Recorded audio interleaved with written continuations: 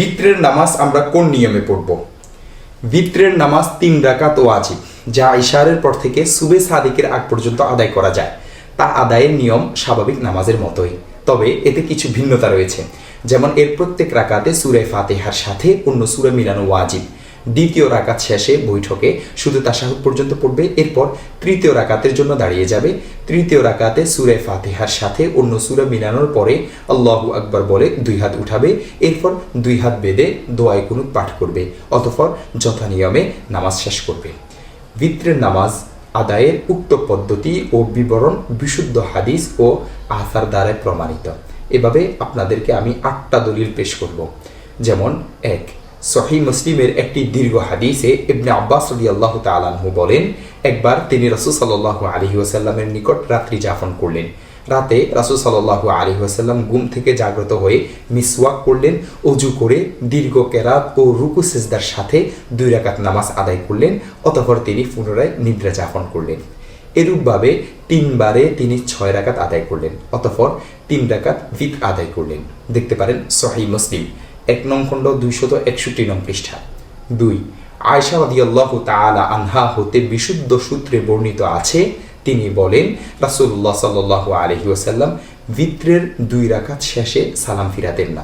দেখতে পারেন সুনানে নাসাই 1 নং খণ্ড 248 নং পৃষ্ঠা।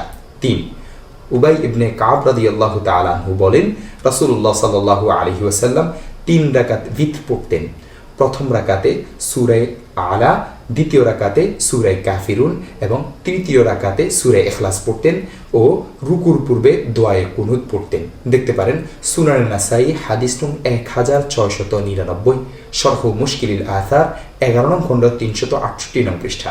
4, উবাই বিন কাব রাদিয়াল্লাহু তাআলা আনহু থেকে বর্ণিত, তিনি বলেন রাসূলুল্লাহ সাল্লাল্লাহু আলাইহি ওয়াসাল্লাম ভিত পড়তেন এবং রুকুর পূর্বে কুনুত পড়তেন। দেখতে পারেন সুনানে ইবনে মাজাহ হাদিস নং 1182, উমদাতুল কারি 7 নং খণ্ড 19 নং পৃষ্ঠা। 5, সাবিত আল বুনানি রাহমাতুল্লাহি আলাইহি বলেন, আমি আনাস রাদিয়াল্লাহু তাআলা আনহুর ঘরে রাত্রি যাপন করেছি এবং তার সাথে নামাজ পড়েছি। তাকে দেখেছি রাতে 2 রাকাত করে নামাজ পড়েছেন এবং সর্বশেষ মাগরিবের নামাজের মতো 3 রাকাত ভিত পড়লেন। দেখতে পারেন মুসান্নিফে আব্দুর রাজ্জাক হাদিস নং 4634। 6, সুফিয়ান সাউরি রাহমাতুল্লাহি আলাইহি বলেন, তারা অর্থাৎ তাবিঈনগণ 3 রাকাত ভিতরের প্রথম রাকাতে সূরা আলা পড়তেন, দ্বিতীয় রাকাতে সূরা কাফিরুন পড়তেন, অতঃপর বসে তাশাহুদ পড়ে আবার উঠে দাঁড়াতেন এবং তৃতীয় রাকাতে সূরা ইখলাস পড়তেন। দেখতে পারেন সালাতুল ভিতর লিল মারওয়াজি 279 নং পৃষ্ঠা। 7, আসদ রাহমাতুল্লাহি আলাইহি বলেন, আব্দুল্লাহ ইবনে মাসউদ রাদিয়াল্লাহু তাআলা আনহু কেবল ভিতরের নামাজে কুনুত পড়তেন। তিনি রুকুর আগে কুনুত পড়তেন, কেরাত শেষ করে কুনুতের জন্য তাকবীর বলতেন। দেখতে পারেন শরহ মুশকিলিল আসার 11 নং খণ্ড 374 নং পৃষ্ঠা। মুসান্নিফে ইবনে আবি শাইবায় আরও এসেছে যে তিনি কুনুতের জন্য হাত উঠাতেন। দেখতে পারেন মুসান্নিফে ইবনে আবি শাইবার হাদিস নং 7027। আরও দেখতে পারেন জুজউ রাফিল ইয়াদাইন ইমাম বুখারী রাহমাতুল্লাহি আলাইহির 68 নং পৃষ্ঠা ও 69 নং পৃষ্ঠা। 8, আসিফ রাহমাতুল্লাহি আলাইহি বলেন, আমি আনাস রাদিয়াল্লাহু তাআলা আনহুকে কুনুত সম্পর্কে জিজ্ঞাসা করেছি। তিনি বলেছেন কুনুত পড়ার বিধান রয়েছে। এরপর আমি জিজ্ঞাসা করলাম রুকুর পরে না পড়ে রুকুর আগে পড়বে কি? তিনি বললেন রুকুর আগে। আমি বললাম অমুক বলেছে আপনি নাকি রুকুর পরে কুনুত পড়ার কথা বললেন। তিনি বললেন সে ভুল বলেছে, রুকুর পরে নবী সাল্লাল্লাহু আলাইহি ওয়াসাল্লাম শুধু 1 মাস কুনুত পড়েছিলেন। দেখতে পারেন সহিহ বুখারী হাদিস নং 1002। ভিতরের নামাজে দোয়ায়ে কুনুত পাঠ করা ওয়াজিব, আর হাদিসে বর্ণিত দোয়ায়ে কুনুত পাঠ করা উত্তম।